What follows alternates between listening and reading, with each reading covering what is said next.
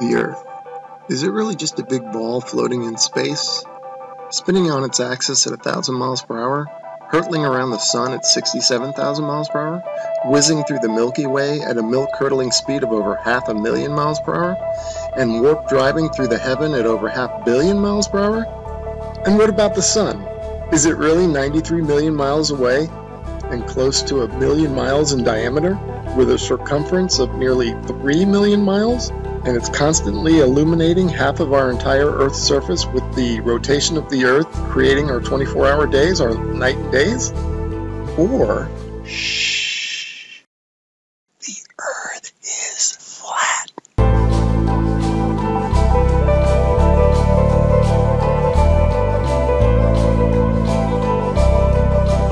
Just like we experience. And maybe the sun isn't big, but is very small and very close, and not illuminating the Earth from 93 million miles, but is illuminating locally.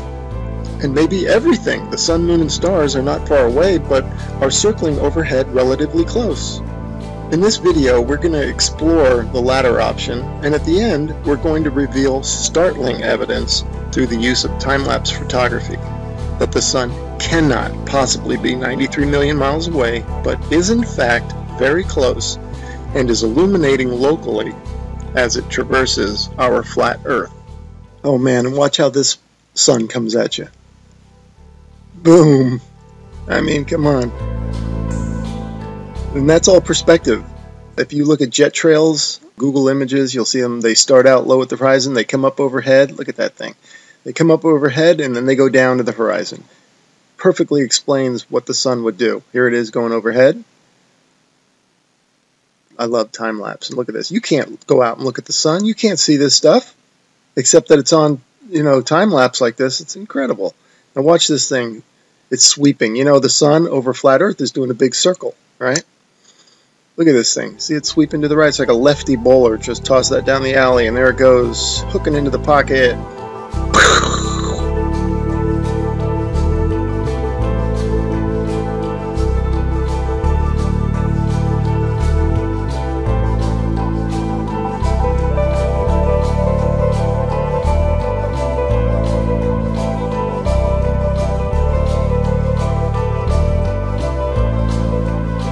See how the clouds angle down to the horizon. I shot it there. That's exactly how the sun would do on flat Earth. Okay, back to the Copernican principle, and this is what they tell us. The sun is 93 million miles away. Now, I'm going to show you evidence through sunsets that shows the sun light following the sun over the horizon, and it shrinks as it goes over. Now there's no way it would do that if the sun is 93 million miles away. Okay, first I'm going to show you some footage from the ISS.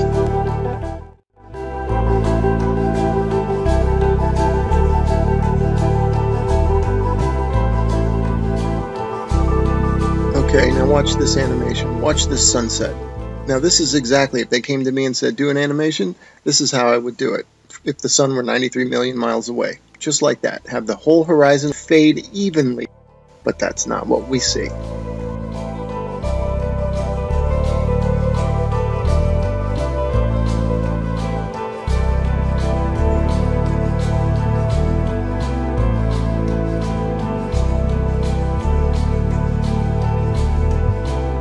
Okay, wow, look at that. Look how the light lifts off the ground like a big wedge, or like lifting up a sheet of paper. That's incredible footage. Definitely the light's following the sun, right? Okay, next I'm going to show you how a sun that is circling over the Earth, that creates the horizontal aspect of the sun. If you combine that with perspective, which creates the up and down of the sun, the rising and the setting, you get the 23.5 degree tilt that they talk about. It's nothing but perspective and a circling sun.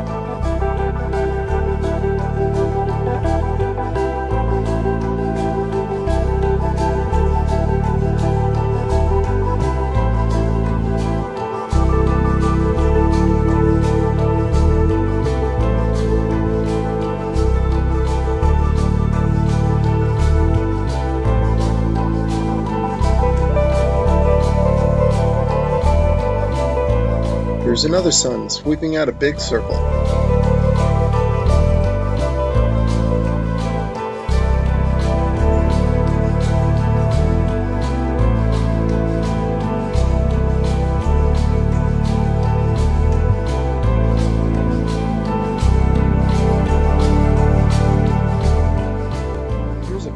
That you might be wondering, how in the heck do you explain this on a flat Earth? Well, this footage is taken from Alaska during the summer, and the sun does look like it's going up and down. The reason it's doing that is that this town in Alaska is not in the center of the sun's circular circuit. In other words, the sun is making a big circle, and the town is not in the center of that circle. So the sun will be closer and further from the viewer with the camera. That will cause it to go higher and lower, and also maybe even bigger and smaller.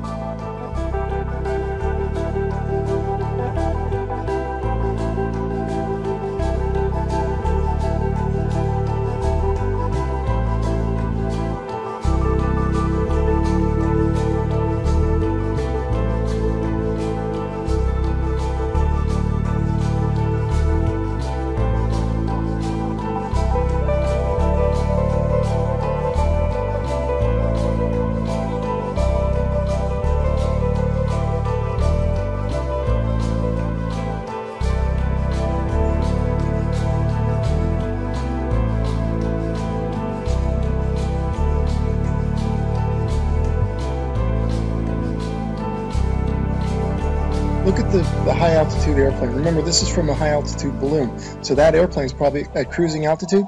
Notice how it looks like it's going up from the horizon. That's exactly how the sun will rise, because that plane is staying parallel to the ground. And now watch, it'll go down to the other horizon. All right, again, perspective, that's how the sun will set. And forget the big ball, that's just due to a GoPro camera. But see how the sun, that's the point of this. And then also, look at the size of the sun, man. Look at that thing. I mean, there's something to it to say that we're higher up our view and the sun looks bigger, and it looks like it's not as high in the sky as it does when we're on the ground. Something to that.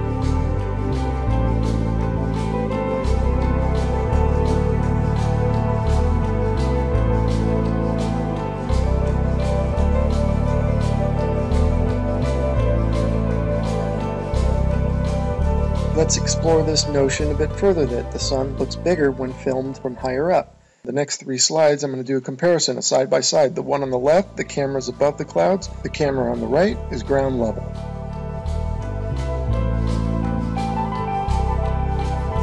And the point for the side by side comparison from the ground level and the level above the clouds is that above the clouds we're only maybe a mile or so up, and if the sun appears to be closer to the camera, well, that means it's probably much closer, because if the sun were 93 million miles away, a mile closer wouldn't make any difference at all to its visual appearance.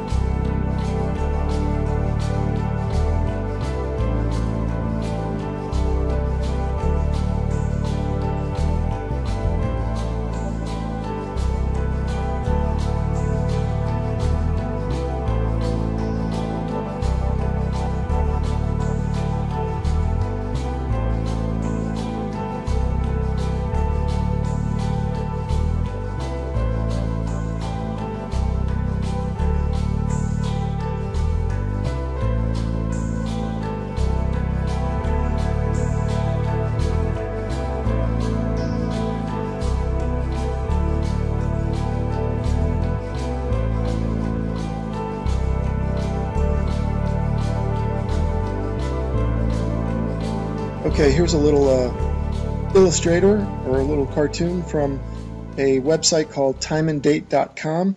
It's really funny that they would have a perfect illustration of a sun rising and setting on a flat earth due to perspective. You'll notice that it rises from below the horizon and sets below the horizon. Now you might be saying, well, how is that possible? I can see now you're saying that it rises and lowers due to perspective, but how does it disappear below the horizon? Well, I got a theory about that.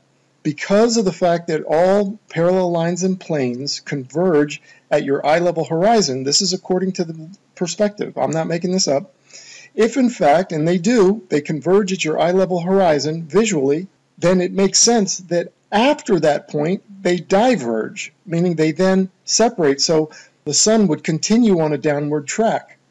As you can see from my illustration here, the lines would go to your horizon and then afterwards they would spread out and separate, kind of like a starburst, and the starburst being at your horizon, at your focal point.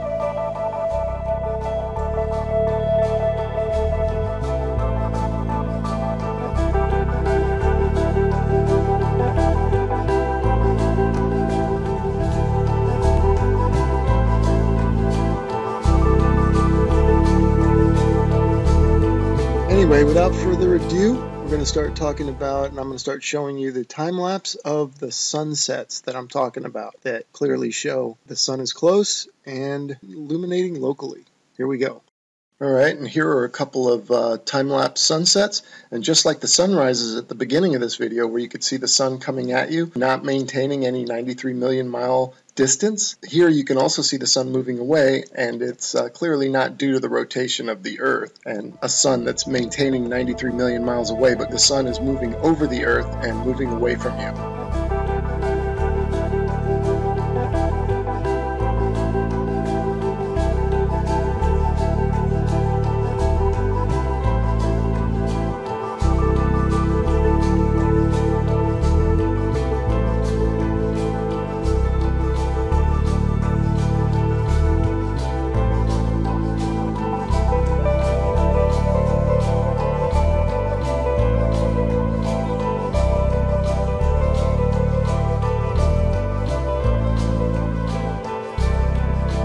Okay, these next three slides, the sun is almost set already behind the horizon, but watch as the sunlight shrinks and follows the sun. It's definitely a locally illuminating sun, not far away, not very big, and definitely not 93 million miles away.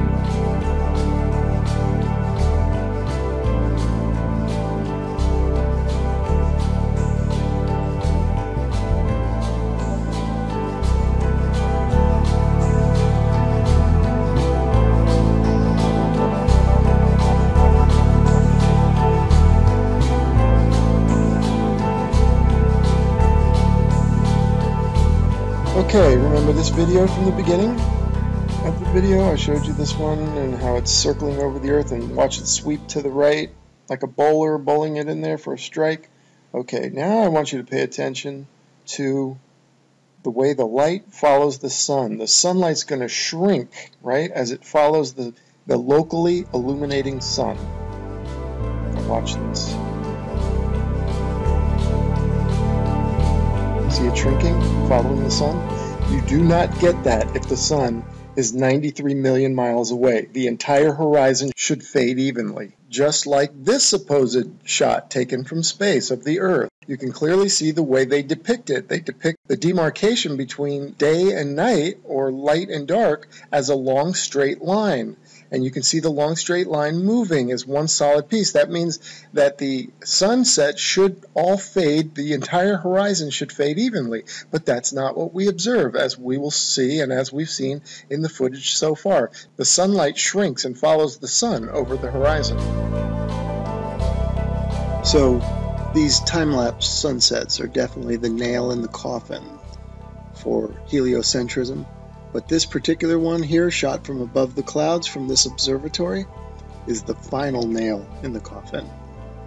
Look at how the sun just shrinks and the light shrinks to nothing. That cannot happen, as I showed you in the when the sun illuminates the entire Earth, which it does from 93 million miles away. It has to. You don't get this isolated trailing the sun. That's only possible with a small sun, close, not very high, illuminating locally. I mean, if this isn't proof to you, then you gotta take the blinders off.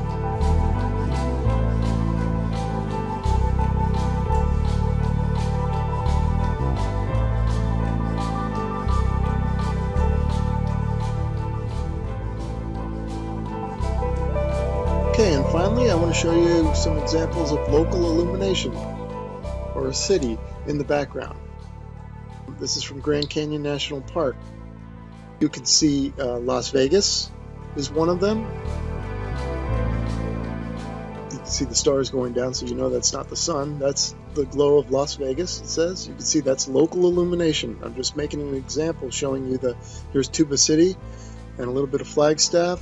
Now, in this one here, you see two lights. Obviously, we don't have two suns, but these are two cities lit up, and it's just to show it looks just like the sun going over the horizon. That's the point of me showing that.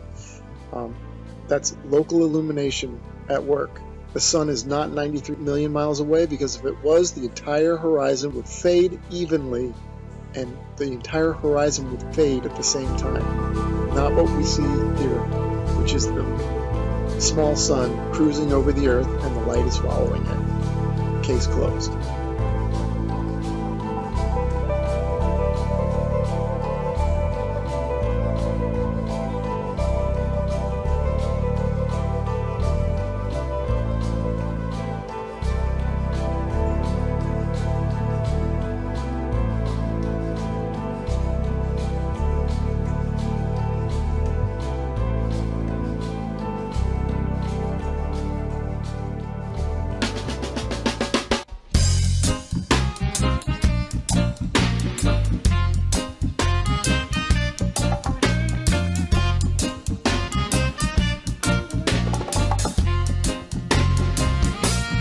Hey!